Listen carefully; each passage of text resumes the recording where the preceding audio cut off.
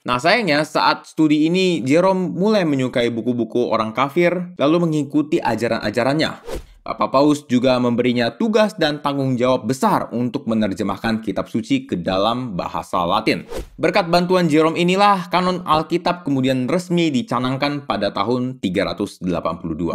Halo teman-teman semua, welcome back to Rock River Orang Kudus edisi 30 September.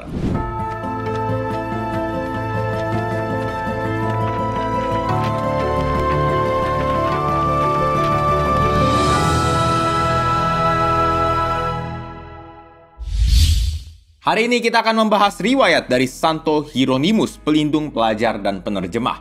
Sebelum kita mulai, silahkan share dulu video ini supaya semakin banyak orang dapat hidup kudus lewat ladang para santo santa. Oke, tanpa berlama-lama lagi, mari kita mulai. Cerita bermula sekitar pertengahan abad keempat di Stridon, sebuah kota di provinsi Romawi Dalmatia yang sekarang terletak di negara Kroasia. Kekaisaran Romawi saat itu telah membuka dirinya terhadap kekristenan, sehingga ajaran Kristus mulai berkembang luas di seluruh kekaisaran. Di masa ini lahirlah seorang bayi laki-laki dari keluarga kaya yang beragama Kristen bernama Eusebius Hieronymus Sophronius, yang dalam bahasa Inggrisnya kita kenal dengan Jerome. Tapi bukan Jerome yang ini ya. Wow! Berputar! Nah, walau dari keluarga yang berada, namun sejak kecil Jerome belajar untuk bekerja keras. Selain itu, Jerome juga dikenal sebagai anak yang suka membaca dan sangat cerdas, guys. Bayangin aja, umur 12 loh, udah pergi ke Roma buat belajar hukum dan filsafat. Kita umur 12 mungkin masih main gundu kali ya. Atau kalau anak zaman sekarang mainnya game online gitu ya. Nah, sayangnya saat studi ini, Jerome mulai menyukai buku-buku orang kafir, lalu mengikuti ajaran-ajarannya. Dan terpengaruh juga gaya hidup orang Roma yang tidak bermoral. Ya, selama melakukan hal-hal tersebut, dia merasa happy, senang. Namun setelahnya, ia selalu merasa bersalah, guys. Ini terus terjadi hingga akhirnya di umurnya yang ke-19, ia memutuskan untuk meninggalkan kebiasaan-kebiasaan itu dengan menerima baptisan dari Paus Liberius. Hidup Jerome pun berubah total. Ia menjadi sering berdoa, berziarah ke makam para martir dan rasul, dan mulai mendalami imannya sendiri. Saat umurnya 28 tahun, ia pergi ke kota Aquila untuk berguru pada Uskup Valerianus, dan setelahnya ia memutuskan untuk hidup sebagai seorang pertapa di gurun Kalkis dekat Antioquia. Alas tidurnya hanya tanah, dan setiap harinya ia menjalankan puasa yang berat hingga tubuhnya kurus kerempeng, guys. Gak jarang selama bertapa ini ia digoda oleh setan juga, salah satunya dengan memunculkan ingatan-ingatan masa lalu hidupnya yang glamor dan gak bermoral itu. Tapi walau menghadapi godaan yang begitu berat, Jerome dapat melewati masa-masa sulit ini hanya dengan bersama Tuhan. Di lain waktu, ia pernah mendapat sebuah mimpi di mana ia dibawa ke pengadilan Tuhan. Saat itu ia dihukum oleh Tuhan karena lebih menjadi pengikut Cicero, seorang penulis kafir, daripada menjadi pengikut Kristus. Teguran ini membuatnya meninggalkan buku-buku tersebut dan fokus pada studinya tentang kitab-kitab suci. Oleh sebab itu, ia mulai belajar bahasa Ibrani dari seorang rabi Yahudi agar dapat mempelajari kitab suci dari bahasa aslinya sendiri. Selain itu, dalam kurun waktu tersebut, ia juga menulis riwayat hidup dari seorang santo terkenal bernama Santo Paulus Thebes, yang dijuluki sebagai pertapa pertama.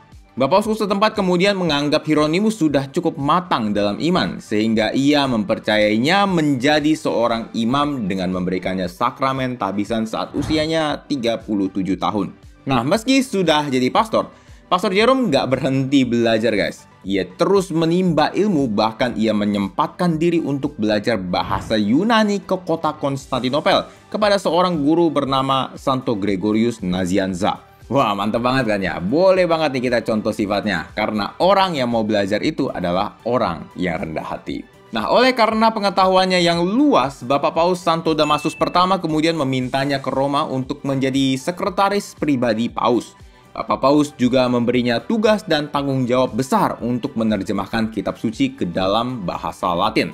Maka dari itu ia mohon izin pergi ke Bethlehem untuk belajar lebih dalam lagi mengenai bahasa Ibrani. Oh ya, jadi buat yang belum tahu, kitab suci kita itu memang teks awalnya ada dua bahasa ya, yaitu bahasa Ibrani pada Perjanjian Lama dan bahasa Yunani pada Perjanjian Baru. Hasil terjemahan ke dalam bahasa Latin inilah yang kita kenal dengan Alkitab Vulgata guys, yang hingga saat ini menjadi pedoman bagi gereja Katolik Ritus Latin. Nah, sebelum mengerjakan tugas terhormat ini, Jerome selalu memulai dengan doa guys, agar diberi terang Roh Kudus dalam menerjemahkan teks-teks suci tersebut. Selain itu, ia juga nggak pernah lupa untuk meminta pendapat orang-orang terpelajar lain dan selalu hormat pada keputusan magisterium gereja. Sehingga walau terkadang ada perbedaan pendapat dalam menerjemahkan, selalu ada kesepakatan dan jalan keluar tanpa selek-selekan atau perpecahan. Berkat bantuan Jerome inilah kanon Alkitab kemudian resmi dicanangkan pada tahun 382. Hieronymus sebagai seorang presbiter atau imam Katolik juga terkenal dengan semangatnya yang berapi-api dalam memerangi ajaran-ajaran sesat seperti Vigilantius dan Pelagianisme. Ia sering menulis tulisan-tulisan yang sarkastik tentang ajaran-ajaran tersebut, sehingga banyak pengikut mereka yang membencinya dan menyulut pertikaian terhadapnya. Selain itu, Jerome juga banyak menulis tulisan-tulisan tentang moral Kristen, terutama bagi mereka yang tinggal di pusat kota seperti Roma. Mungkin ini berkaca dari pengalaman pribadinya ya. Nah, Jerome lalu menetap di Bethlehem dan mendirikan 2 biara di sana, di mana salah satunya dipimpin oleh Santa Paula. Pastor Jerome pun meninggal dunia tanggal 30 September 420 setelah menghadapi sakit berkepanjangan. Hingga saat ini, Santo Hieronymus menjadi salah satu orang kudus dan pujangga gereja terbesar yang pernah ada guys. Nah teman-teman, sebagai penutup, ada satu kutipan menarik nih dari Santo Hieronymus. Penafsiran yang salah terhadap kitab suci menyebabkan Injil Tuhan menjadi Injil manusia, atau yang lebih buruk, Injil iblis. Di sini, Santo Hieronymus mengingatkan kita bahwa kitab suci itu nggak bisa kita interpretasikan seenak jidat, guys. Kita nggak boleh main asal comot ayat-ayat yang menguntungkan kita, karena ada ayat-ayat tertentu yang emang tidak bisa diartikan literal atau harafiah aja. Butuh otoritas yang menafsirkan supaya tafsiran tersebut tidak menyimpang dari inti sabda Tuhan. Dan kita patut bersyukur bahwa gereja Katolik itu mempunyai otoritas tersebut guys, yang kita sebut sebagai magisterium gereja, yang adalah wewenang mengajar paus dan para uskup dengan kesatuan penuh dengan paus.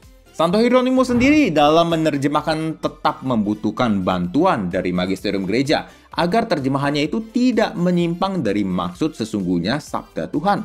Oleh karena itu teman-teman, mari kita bersyukur bahwa kita masih mempunyai magisterium gereja. Dan mari juga, seperti Santo Jerome, kita taat pada magisterium gereja. Santo Hieronymus, doakanlah kami. Amin.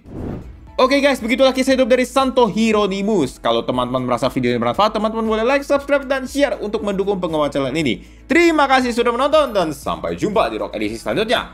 Ciao!